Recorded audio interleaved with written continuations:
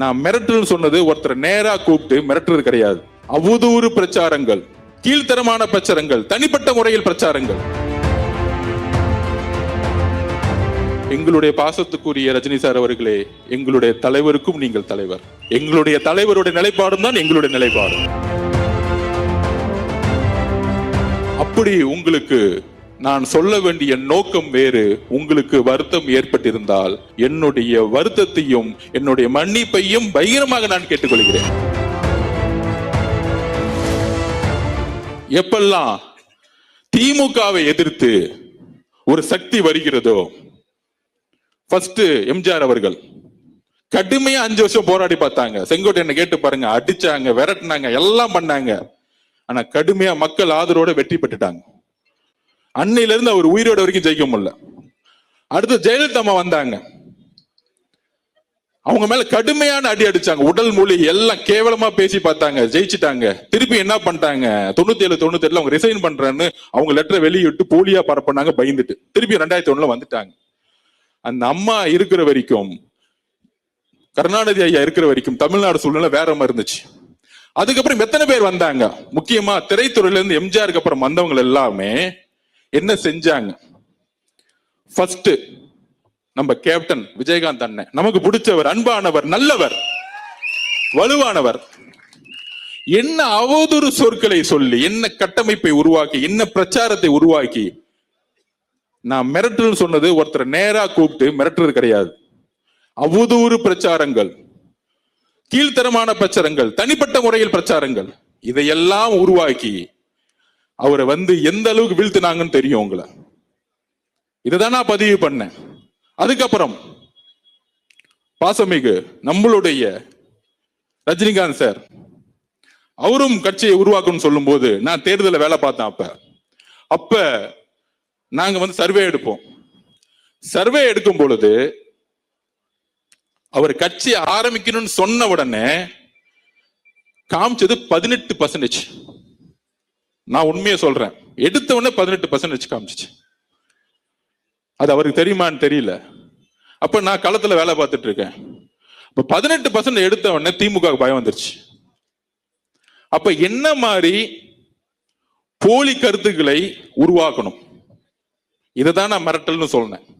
அவரை கூப்பிட்டு மிரட்டினாங்க, அந்த குடும்பம் செஞ்சுச்சு, இதுக்கான அர்த்தம் இல்லை.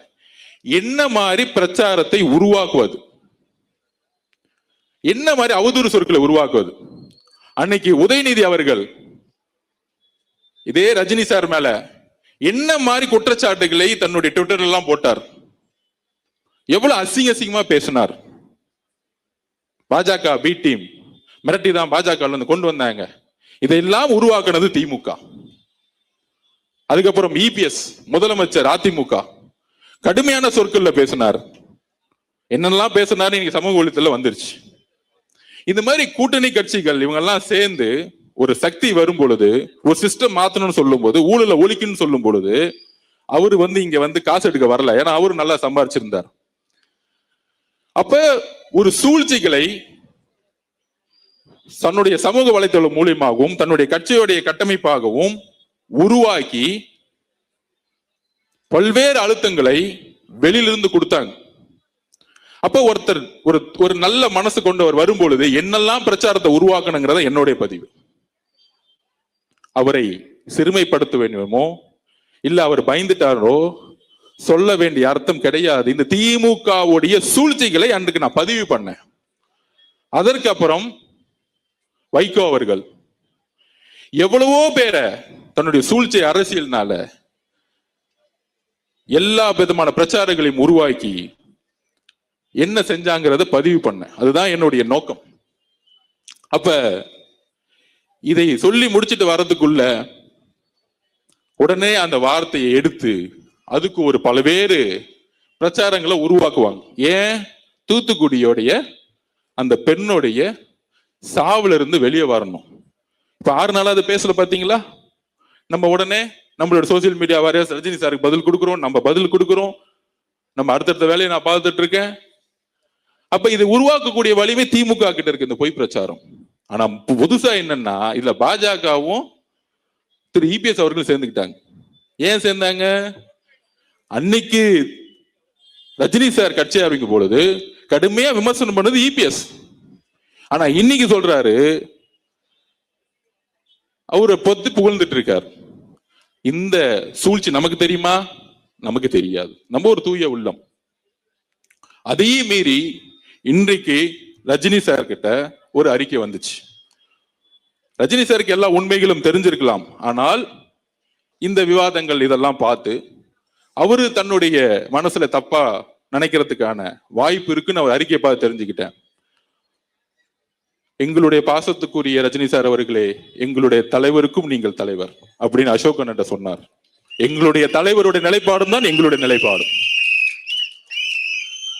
அப்ப இந்த சூழ்ச்சிகளுக்கெல்லாம் ஏன் நடந்துச்சுன்னு சொல்லக்கூடிய இடத்துல நான் இருக்கிறேன். தூத்துக்குடியோடைய என்னுடைய தங்கை கற்பழிக்கப்பட்டு இன்னைக்கு வந்து செத்து போய் 6 நாள் ஆயும் அவனுடைய குடும்பம் இன்னைக்கு நடுரோட்ல நின்றுட்டு இருக்கு.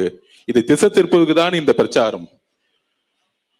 இந்த திசை திருப்புல இருந்து இதுக்கான விஷயத்தை நான் பதிவு பண்ணணும்னு நினைச்சேன். அதான் இன்னைக்கு பதிவு பண்ணேன். இந்த கடிதத்தில், இந்த அறிக்கையிலிருந்து பாசத்துக்குரிய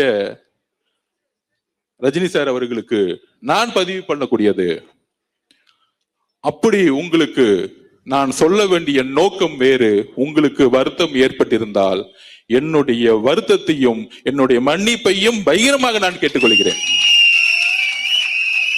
ஏனென்றால் என்னுடன் நீங்கள் வயதில் மூத்தவர், அதற்கான தார்மீக கடமை இருக்குது. நான் வேற யாருக்கும் பதில் கொடுக்கறதுக்கு நான் இங்க வரல. அவருடைய அறிக்கையை படித்தேன்.